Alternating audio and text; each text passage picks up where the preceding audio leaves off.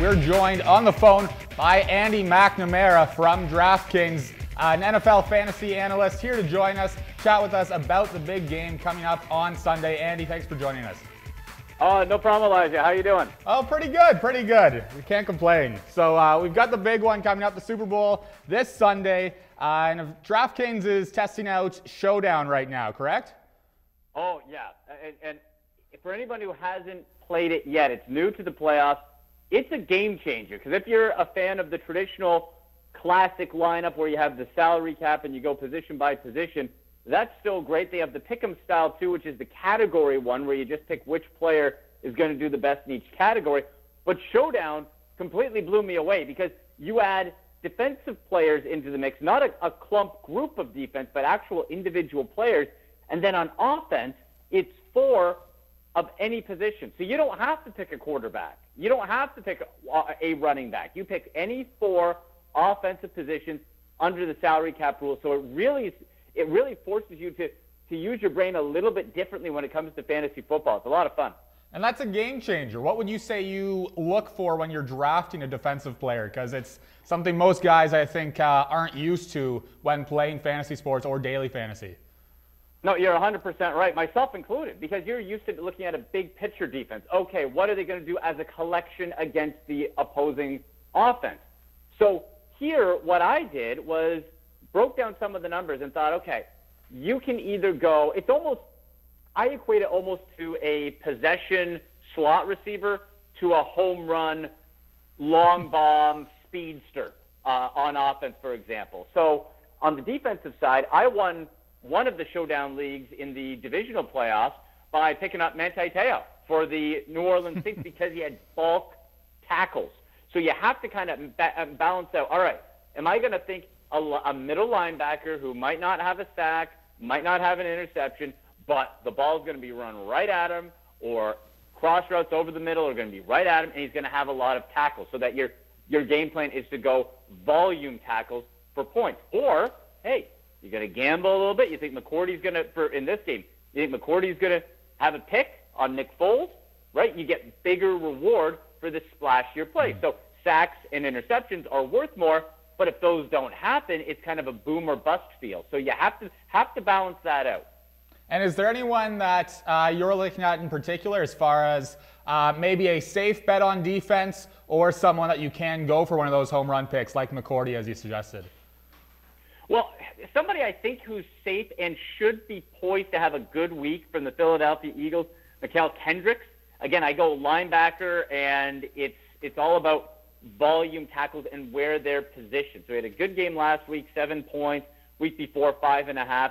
Lower on the salary scale at 4,300. So that's a little bit of a value buy there. Because what you also want to look at is, if you just go for the guy with the highest fantasy point average per game, well, if everybody does that, you're not going to get that differential points. That's how you win leagues.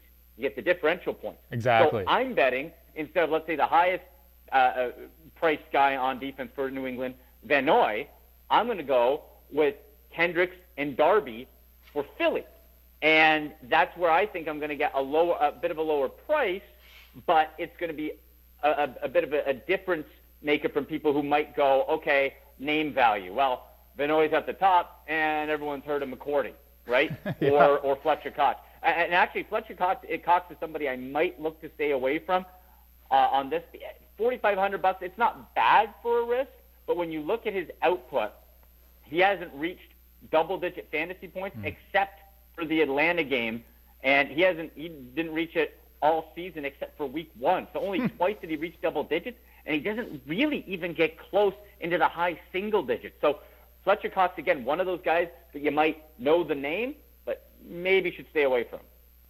And now when we talk about looking for that spread between yourself and other players, the offenses, obviously both of them, are very spread out. You never really know what's going to happen between the run game and the receivers. Are there guys that you think are stable bets that you can go with in this run game? Both guys, somewhat committees in there. Philly leans a little more Ajayi, but of course we go more blunt in the red zone. Is there someone you can really trust for their value on the offense? Yeah. On my DraftKings Showdown contest, Elijah, I went Dion Lewis because he's where you have Rex Burkhead, who's been banged up, James White hot and cold. It seems like Dion Lewis has really separated himself as a dual threat back who, in DraftKings, it's a PPR format. So he's going to get touches through the air. He's going to get tosses. He's going to get handoffs. So he's going to touch the ball a lot. And especially if Gronk isn't at 100%.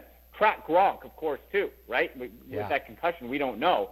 And even if he does play, I might stay away from Gronkowski and look to put my money on a Dion Lewis for, remember, too, Philly's front four gets after quarterbacks. They pressure and they drop everybody else back. That's the strength of that Philly defense.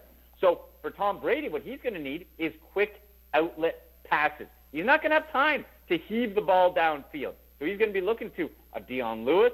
I'm thinking of a Danny Amendola as well, who's been a monster in as far as eating up receptions and targets.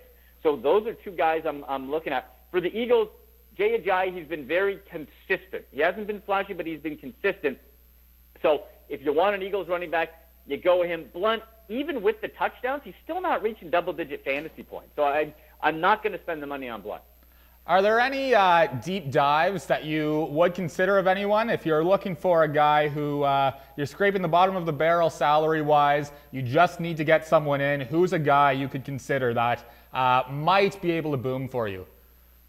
If it's home run, boom or bust, Torrey Smith for the Eagles. And he finally exploded. And people, he was with the Baltimore Ravens for years that are waiting for him to do this. Finally, he broke through as a threat. So he is going to have to get some attention.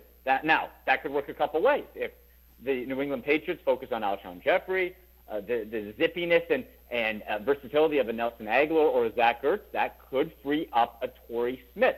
And he had the big game last week, right? He had a touchdown, 69 yards. But then fantasy point-wise, he also, in Week 14, high double digits, 19 points. Week 11, 11.8. So you are starting to see where Torrey Smith has, it's not a fluke or a one-off, but he has the ability to have big chunk gains and also get into the end zone. So that's somebody to lower salary, $5,900 on DraftKings, that if you are pressed a little bit, you might look to go for him.